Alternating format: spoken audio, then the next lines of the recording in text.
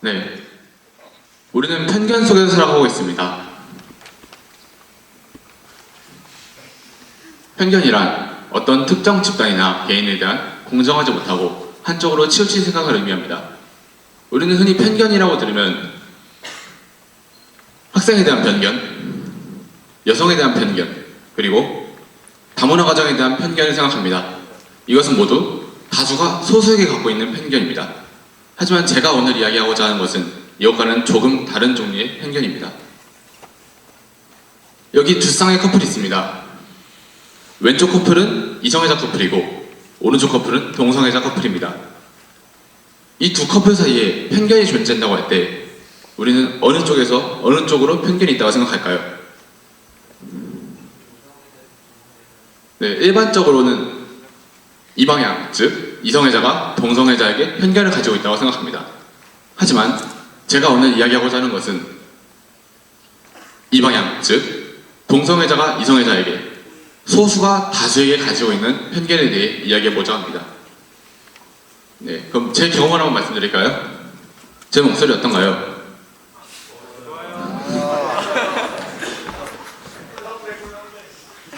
이성균과 비슷하지 않은가요?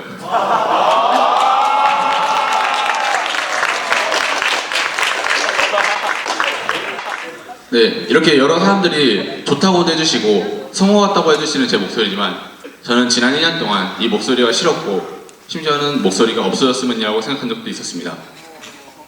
작년 초 나이에 맞지 않게 특이하고 어쩌면 너무 낮다고 볼 수 있는 제 목소리는 반 친구들의 관심을 끌었습니다.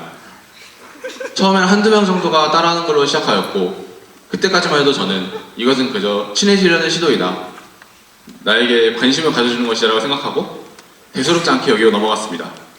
하지만 한두 명이었던 게 10명이 되고 반 전체로 퍼져나가면서 문제가 점점 심각해졌습니다.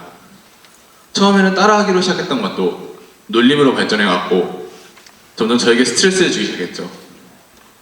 그때 가서 제가 제 힘으로 해결하려 했지만 이미 제가 감당할 수 있는 수준을 넘어선 상태였습니다. 제가 해결하지 못하고 있자 점점 전교로 퍼져나가서 결국엔 제 목소리는 저희 학년 전 학생의 웃음거리가 되고 말았습니다. 이렇게 되면서 저는 상당히 스트레스를 받았고 결국에는 주변에서 제 목소리를 따라하는 목소리가 들리기만 해도 짜증이 나고 스트레스를 받는 노이로제에 걸리고 말았습니다. 아까 제가 감당할 수 없었다고 했는데요.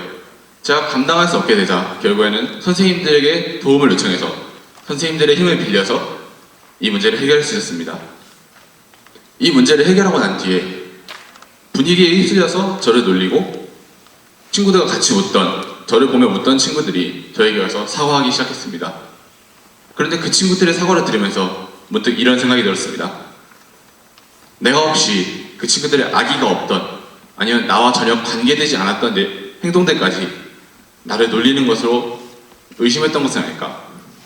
내가 편견의 색안경을 끼고 친구들의 행동을 부정적으로 봤던 것은 아닐까?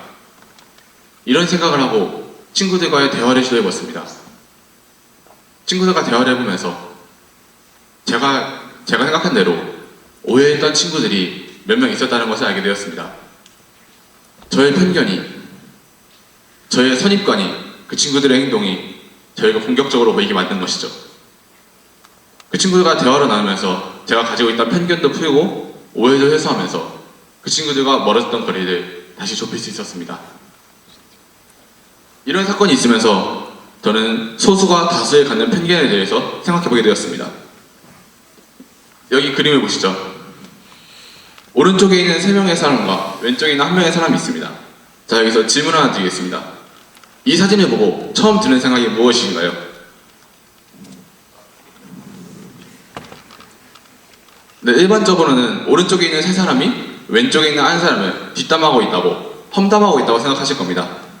실제로 저 왼쪽에 있는 1사람도 오른쪽에 3사람이 자신을 험담하고 있다고 그렇게 생각하고 있겠죠. 하지만 꼭 그렇다고 볼 수는 없을 것입니다. 다르게 생각해보면 오른쪽에 3사람은 왼쪽에 1사람을 칭찬하고 있을 수도, 아니면 저 1사람과 전혀 관계없는 이야기를 하고 있을 수도 있습니다.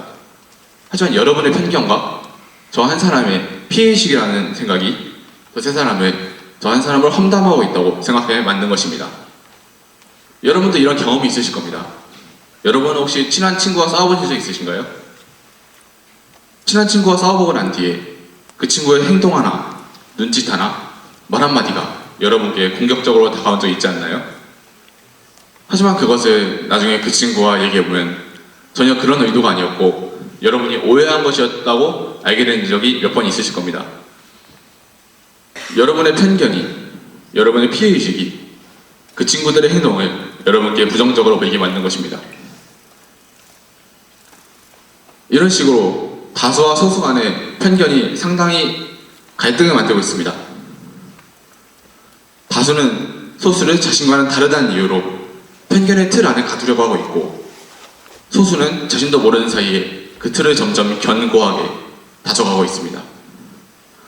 이것은 소수가 잘못했다는 말도 아니고 다수가 잘못했다는 말도 아닙니다. 단지 소수와 다수가 서로에게 편견을 가지고 있던 것을 그 누구도 해결하려 하지 않고 의식하지 않고 있지 않았나 하는 것입니다. 이 편견으로 인한 갈등을 극복하기 위해서는 양쪽 모두의 노력이 필요합니다. 오만과 편견에는 이런 말이 나옵니다. 편견은 내가 다른 사람을 사랑하지 못하게 하고, 오만은 다른 사람이 나를 사랑할 수 없게 만든다. 여러분도 혹시 편견의 색안경을 끼고 세계를 보고 계시지 않으신가요? 갈등을 해결하는 첫 번째 길은 편견이라는 색안경을 벗어던지는 데서 시작됩니다. 감사합니다.